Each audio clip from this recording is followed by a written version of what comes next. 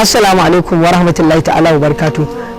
Ina miƙa godiya na ga dukkanin wanda suke ta bibiya na suke ta mu ta'aziya na sace wannan account din. Yau an sace account ina masoya kun nuna min wannan. Misali wanda zan fara miƙa sakon godiya na. Zan fara miƙa ga bangaren yan hackers wanda suka tsaya ƙarfi suka tsaya dantsan su suka tsaya suka kwato mana haƙin. Na farko akwai real zafafa.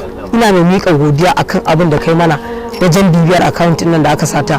Na biyu akwai Abdulmalik Gure, muna mai miƙa godiyar mu a irin bibiyar da kai. Muna mai miƙa na uku muna mai miƙa godiyar mu a wurin Dan More baban Tinkiya. Kai ma muna miƙa ma godiya a yanda ka nuna iya jajircewar ka wajen kwato mana haƙin mu. Na hudu ina mai miƙa sakon godiya na zuwa ga Fatu, shi ma da ya tsaya yayi iya kokarin sa yayi fighting akan account mu.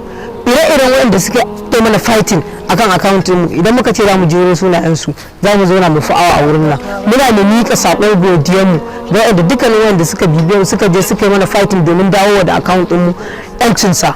Duk da Allah ya yi account bai dawo ba, amma waɗanda suka saci account na suya albishirinku sun shiga hannu a yanzu aka zancen da ake muku suna hannun hukuma.